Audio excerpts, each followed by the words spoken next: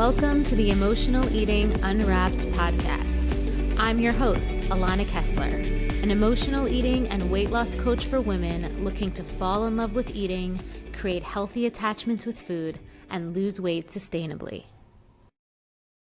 Hello, and welcome to another new episode of Emotional Eating Unwrapped. I'm your host, Alana Kessler, and today we're going to talk about something that I know a lot of women feel, but very few women have ever really felt the internal permission to name. And we're going to be talking today about anger. We're going to be talking today about rage. And those words are similar, but they're not exactly the same, because rage is the kind of anger that happens when you don't feel your internal permission to feel the heat of being angry.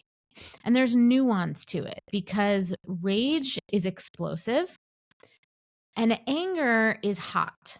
And that's what I want you to discern, right? Rage is something that feels completely out of control, whereas anger is just very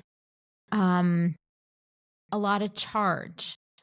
And so for so many women that have been conditioned to be the peacekeepers, people pleasers, caregivers, anger doesn't come out in the place that it belongs. And so eventually, when we suppress our permission to feel anger because of our belief systems around what anger means, or what the consequences of being angry is going to do to our lives, right? Which, is also one of the things that women do. We think ahead about how our feelings and emotions are going to affect other people, rather than being honest with ourselves and how we feel, and feeling worthy to share the truth of our experience, right? Whether or not that comes from the fear, comes from what other people are going to think, or potentially that we ourselves don't have the skills of being able to express an emotion that is hot, right? Or that potentially can cause some sort of, conflict, or that isn't a peacekeeping emotion, right? And we're not sure how to exist interdependently with other people while having that emotion. So because of those situations, right? Women are often people pleasers, peacekeepers, the nice ones, and suppress their authentic anger. And unfortunately, what happens is that because it's not coming out in a healthy way, it comes out on the plate, right? It shows up in, anger then becomes rage because it's continuing to be pressure cooked.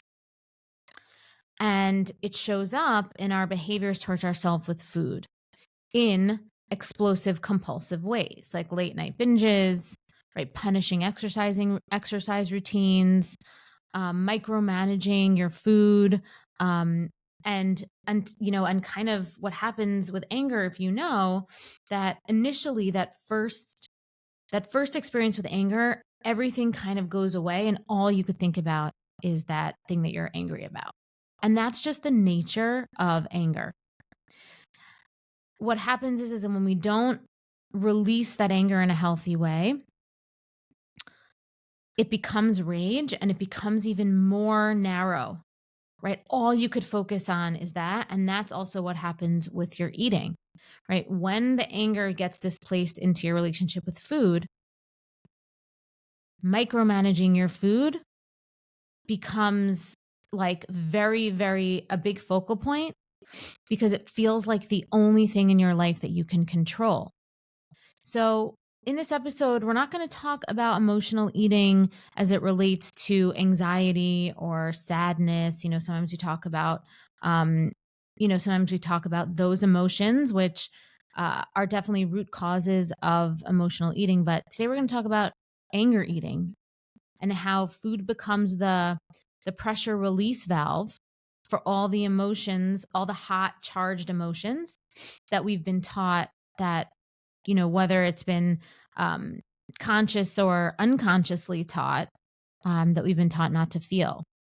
Okay, so let's just name the obvious. Most of us, especially as women, we were never taught how to feel, let alone express anger, right? We were taught to be nice, to keep the peace, to smooth things over, to take the high road, to put others' feelings before ours, to worry about what our full breadth of life experience is going to do to the other people in our lives, right? And if we got mad, and if we actually did, right? So if we actually did get mad, we actually did have a charged emotion that came out, we were told we're dramatic, right? We're oversensitive, we're emotional, we're overreacting, right? So we swallowed it, because who wants to get told that, right? Who wants to feel insulted, right? Though, to be honest, I think that being sensitive is a superpower, and I always took that as, I take that now as a compliment, but it's the tone, right? Like, it's the tone that somebody says it.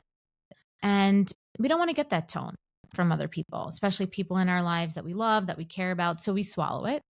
We learn to internalize it, right? To smile through gritted teeth, to say it's fine, right? It's like we get that initial intuition that comes up of like, oh, I'm angry about this. And then we have an emotional, maybe it's even like maybe it's not verbal reaction, but it's like a body language reaction, and somebody senses it and says, are you okay? And we just say, yeah, well, I'm fine. Right. While our bodies are like, it's absolutely not. Right. And what happens is that anger, then the more it's suppressed, becomes rage. And that rage doesn't have a safe place to land. So it finds a back door. And for many of us, that door is food.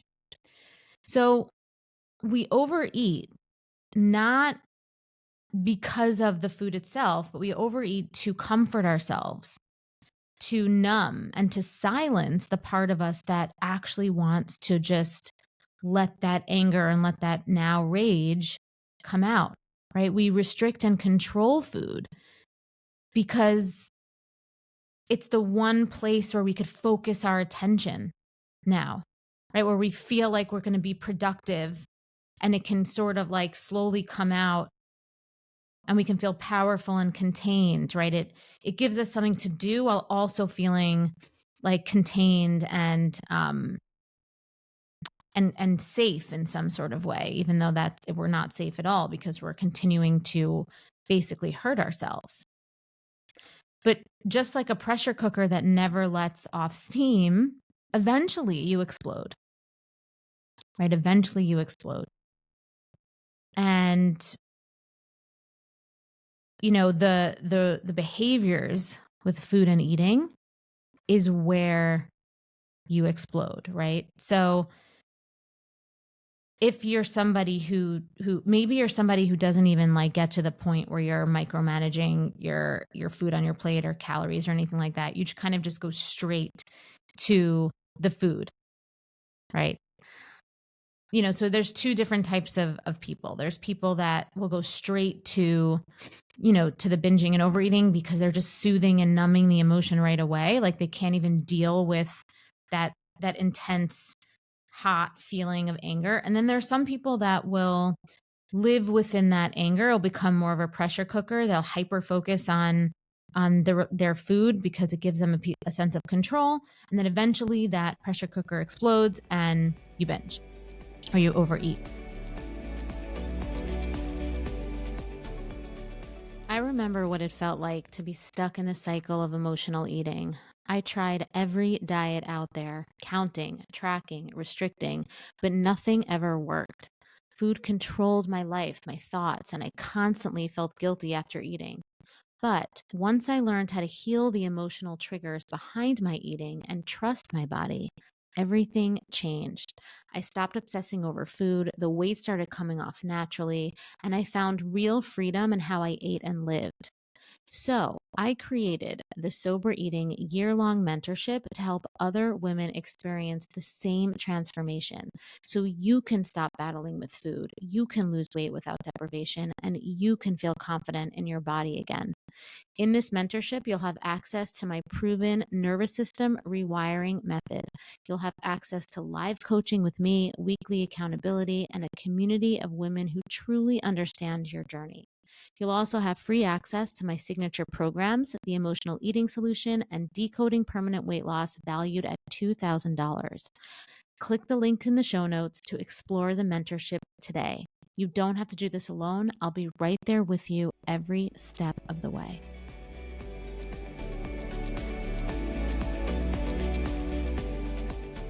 Right? But here's what I really want you to hear, right?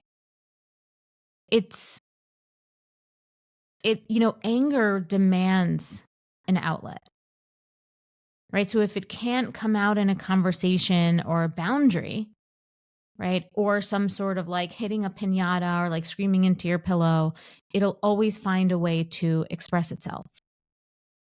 And there's many different ways that happens. It's not just a full-on binge, right? Which is why it's so important to look at your behaviors with food and really see if there's something going on underneath, because eating past fullness, right? Like eating, and sometimes we eat past fullness and it's like, it's not a big deal. But eating to the point of eating past fullness when you know that you're going to create pain, or when you told yourself you wouldn't do it because you're aligning with a higher, a higher goal that you're trying to reach, whether that's weight loss or something, but you continuously kind of sabotage yourself, right?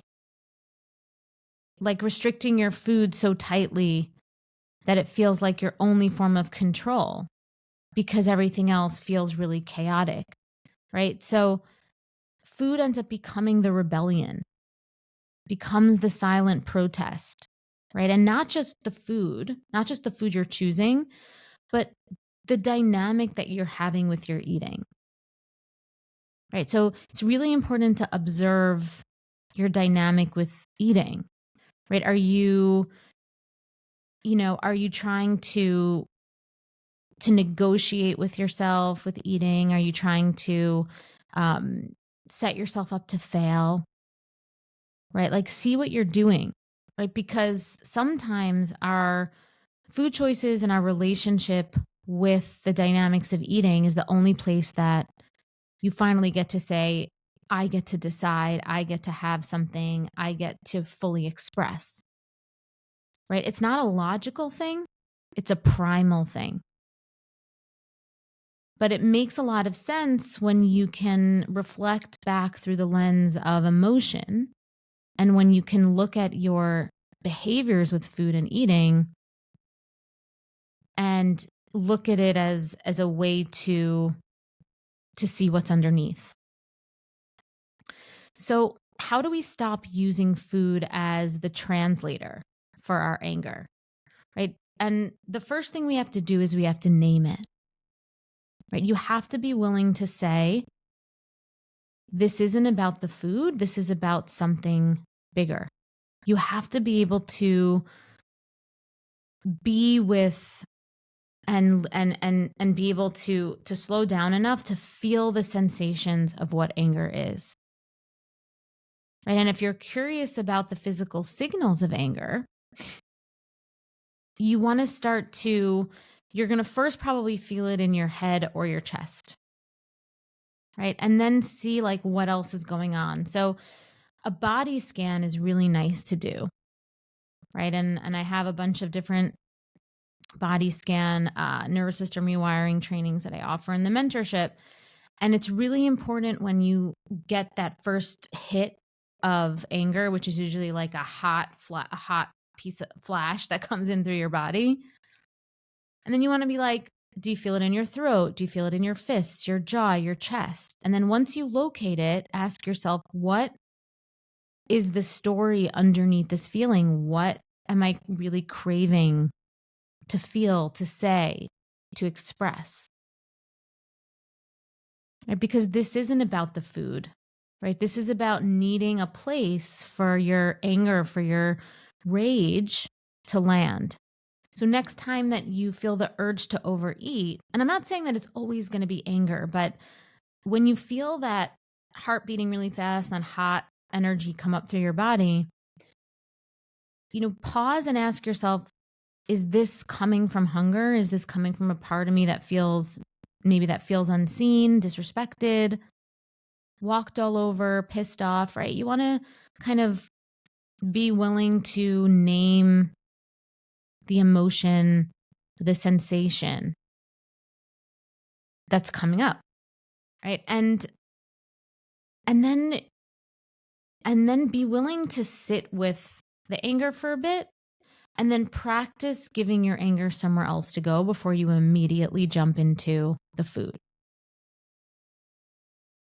Okay, so this might look like, screaming into a pillow, punching a couch cushion, taking a fast, aggressive walk, shaking your body, right? Ultimately, it needs to be something where there's fast acting movements, right? Or where there's like an intense energy release, right? So shaking is really good.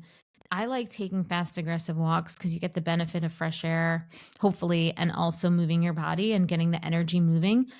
Anger and rage need to move through the body, right? And that's essentially what food is, what we think food is doing, right? Or what we're using food to do, right? We're using the act of eating and chewing and like swallowing and getting more and eating more as being the fast moving thing to get the energy moving. But if you see what's happening is you're just bringing more, you're moving quickly, but your more energy is going in your body and kind of continuing to suppress it down.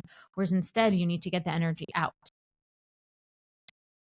Okay. So here's the thing, like when it comes to emotional overeating and binging and thinking about it from a food place, food is not the enemy, right? The food that you're choosing to emotionally overeat or binge or, micromanage or control, that's not the enemy. It's been your translator. So when you see it as that, it's really interesting because then you could try to learn its language.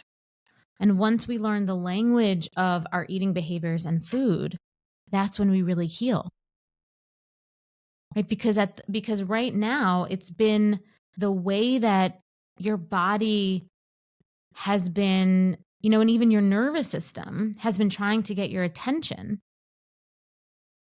when you haven't felt comfortable expressing through words. Right? And that is a skill also to be learned. And that is something that I teach as well. Right? That is something that you have to learn. You have to learn how to communicate. Because if you think about what is communicating, it's taking energy and it's putting it out and it's taking it out of your body.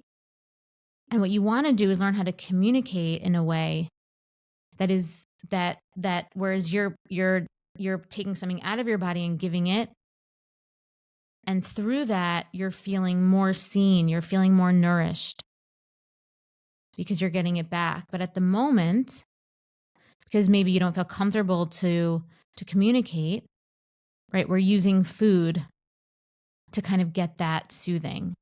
But really what we want to do is be able to release our emotional experience out, right? Have it be heard, and then have it be reflected back to us in a way that makes us feel nourished.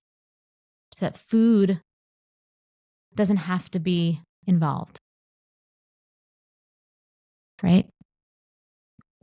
So if you've been beating yourself up for emotional eating, if you've been wondering potentially why no amount of mindfulness or clean eating or willpower or fixing it has worked, I want you to ask yourself, have I been holding on to rage?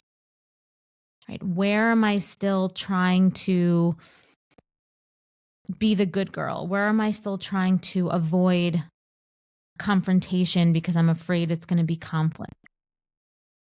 Right? Where am I people pleasing when my body is screaming to finally say that this is enough? I don't want to do this anymore. Because your anger is not wrong, right? It's revealing. It's showing you where your needs, your boundaries, where your truth has been ignored, right? Where your truth has been suppressed for too long,